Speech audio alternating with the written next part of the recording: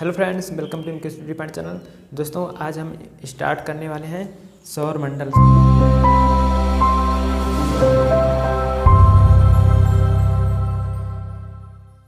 तो सौर मंडल तो हम बताएंगे ही, लेकिन इसके पहले कुछ नाम हैं जो इम्पोर्टेंट हैं, उनको पहले हम जान लेते हैं। तो क्या क्या नाम है जो ज़रूरी जानना है, देखिए। तो सबसे पहले हम इसमें देखते हैं कि आकाशीय पिंड क्या है। आकाशीय पिंड, ठीक है। फिर उसके बाद देखते हैं हम कि नक्षत्र मंडल क्या है, नक्षत्र मंडल। फिर हम इसमें देखते हैं सप्तऋषि मंडल क्या है, ठीक है, सप्तऋषि मंडल। उसके बाद हम देखते हैं खगोलीय मंडल क्या है, खगोलीय मंडल क्या है, ठीक है फ्रेंड्स। इन सभी मंडलों को हम पहले जान लेते हैं, इनका नाम क्या है, तब हम सौरमंडल के बारे में जानते हैं। इसमें हमें तारामंडल भी जानना क्या है, तारामंडल जानते, इसमें हमें तारामंडल को भी जानना है, तारामंडल।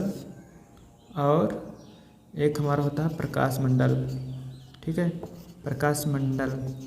इन सभी मंडलों को हम जान लेते हैं, फिर उसके बाद सौरमंडल के बारे में देखते हैं। देखिए फ्रेंड्स, आकाशीय पिंड क्या होता है। आकाशीय पिंड फ्रेंड्स यह होता है कि आकाश में जो भी सारी चीज़ें होती हैं जो चमकदार होती हैं, जो चमकती हुई दिखाई देती हैं, वो चाहे हमारे तारे हों या चंद्रमा हो या जो है और क्षुद्र ग्रह हो वगैरह हो, वो सब सारे हमारे जो है क्या होते हैं, आकाशीय पिंड होते हैं। मतलब आकाश में वो सब सारी चीज़ें चमकती हुई दिखाई देती हैं। उन्हीं चमकती हुई चीज़ों को हम क्या कहते हैं, आकाशीय पिंड बोलते हैं। आकाशीय पिंड, आकाशीय पिंड।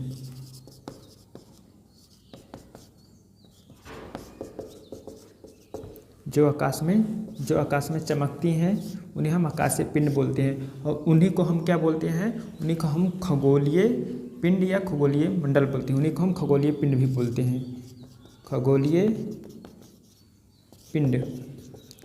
तो आकाशीय पिंड और खगोलीय पिंड एक ही होता है, दोनों का नाम एक ही है। जो आकाश में चमकती हुई दिखाई देती हैं, चाहे वो तारे हो, चाहे वो चंद्रमा हो, और चाहे वो सूर्य हो, वो सभी सारी चीज़ें हमारी आकाशीय पिंड या खगोलीय पिंड कहलाती हैं। अब हमारा आकाशीय पिंड हो गया। अब हम देखते हैं नक्षत्र मंडल क्या है। देखिए नक्षत्र मंडल क्या है, नक्षत्र मंडल क्या है। देखिए फ्रेंड्स, आप जब आकाश में देखते हैं कुछ तारों का कुछ समूह जो हमें स्पष्ट रूप से दिखाई देता है, उन्हीं समूह को हम क्या बोलते हैं, नक्षत्र मंडल कहते हैं। नक्षत्र मंडल कहते हैं। नक्षत्र मंडलों की कुल संख्या कितनी है फ्रेंड्स, तो 88 है।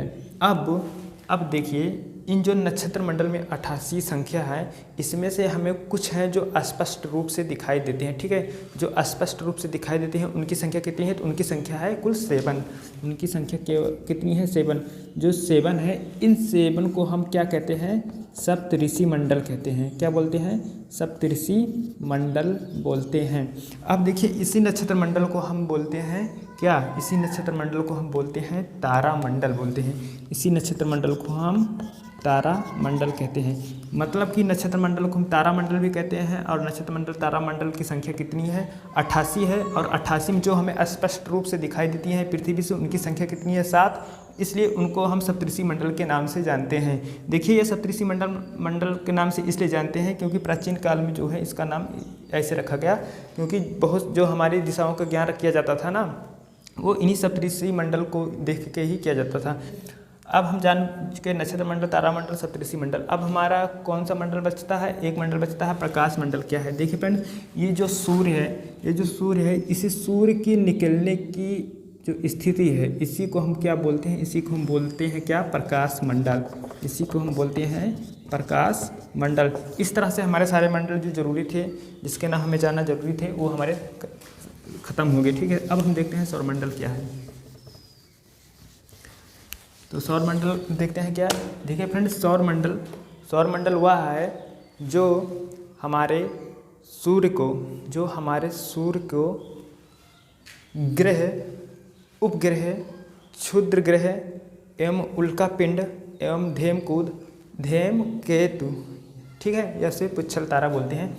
ये सारी चीज़ें जो हमारे सूर्य को घेर रखी हैं या इनकी तरफ चारों चक्कर लगाती हैं, इन्हीं समूह को हम क्या बोलते हैं, सौरमंडल बोलते हैं। और इन समूह के परिवार का जो मुखिया होता है वो कौन होता है, वह होता है हमारा सूर्य होता है, ठीक है।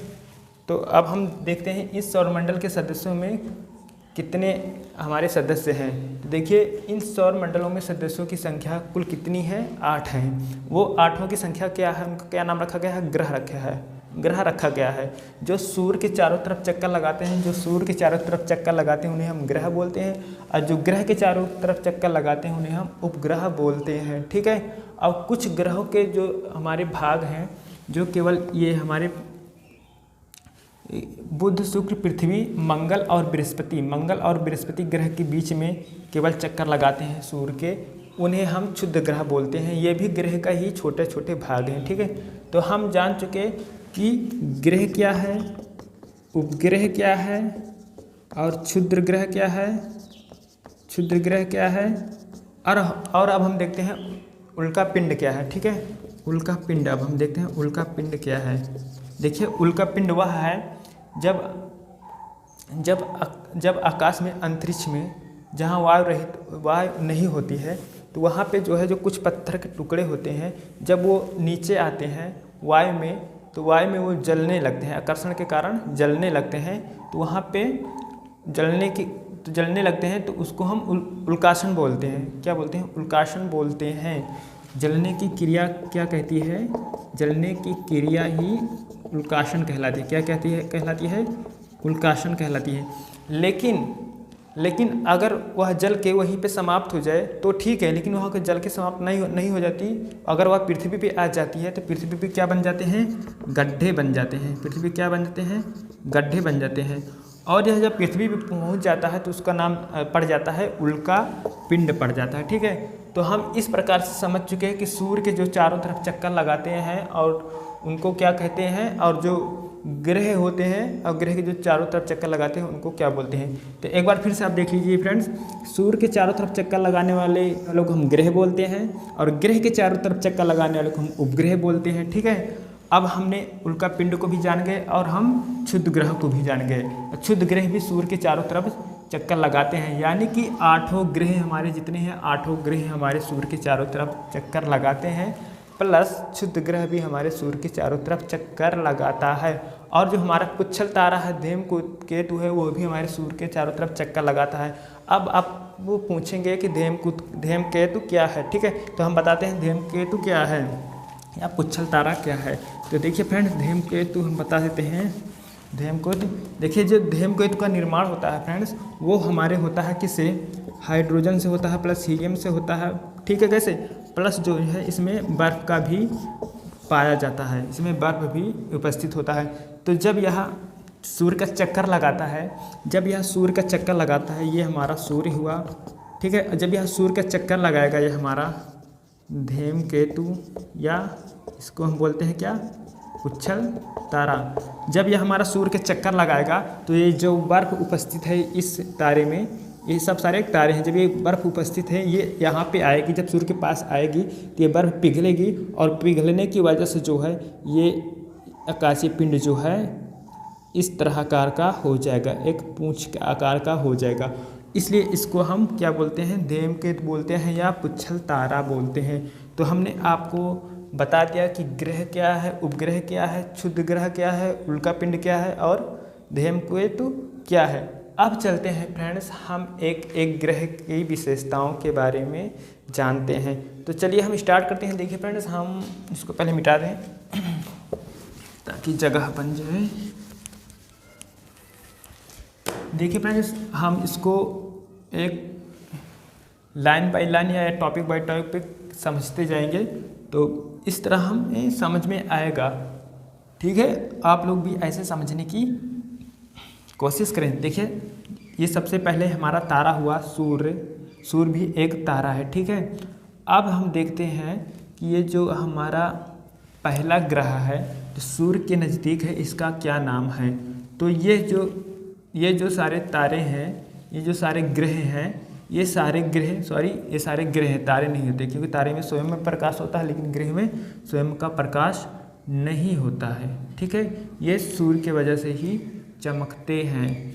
तो हम देखते हैं कि जो ये हमारा पहला ग्रह है सूर्य के पास, इसका क्या नाम है, इसका बुध नाम है, और इसका शुक्र नाम है, इसका पृथ्वी नाम है, और इसका क्या नाम है, मंगल नाम है, और इसका क्या नाम है, इसका नाम है हमारा शनि, इसका बृहस्पति नाम है। ठीक है, इसका बृहस्पति नाम है, इसका बृहस्पति नाम है, इसका शनि नाम है, इसका अरुण नाम है, इसका वरुण नाम है। तो इस तरीके से अगर आप नाम को याद करेंगे तो नाम याद हो जाएगा। और ये जो नाम है ये हमारे दूरी के अनुसार है। ठीक है, दूरी के अनुसार है। तो सूर्य के सबसे नज़दीक कौन है, बुध है, फिर उसके बाद शुक्र है, फिर पृथ्वी, फिर मंगल, फिर बृहस्पति, शनि, अरुण और वरुण। ऐसे ही हमारे सारे नाम हैं और हमको ऐसे ही याद करना है। अब देखिए फ्रेंड्स, हम सबसे पहले जानेंगे सूर्य के बारे में, फिर उसके बाद हम बुध के बारे में जानेंगे, शुक्र के बारे में जानेंगे, ऐसे ऐसे करके हम जानेंगे। तो देखते हैं हम सबसे पहले सूर्य के बारे में, सूर्य का निर्माण कैसे हुआ। ठीक है, हमें सौरमंडल का मुख्य क्या है, सूर्य है। सबसे पहले यह सौरमंडल का केंद्र बिंदु है। किसका केंद्र बिंदु है, नंबर 1 पॉइंट लिखेंगे इसकी विशेषता में, यह सौरमंडल का क्या है, केंद्र बिंदु है। मतलब सौरमंडल का सबसे मालिक यही है। ठीक है, अब हम देखते हैं कि इसकी दूसरी विशेषता क्या है कि सूर्य जो है किस वजह से जो है ऊर्जा देता है, तो यह नाभिकीय संलयन के द्वारा ऊर्जा देता है। नाभिकीय संलयन के द्वारा यह ऊर्जा हम लोगों को प्रदान करता है। अब नाभिकीय संलयन कैसे बनता है, देखिए इसमें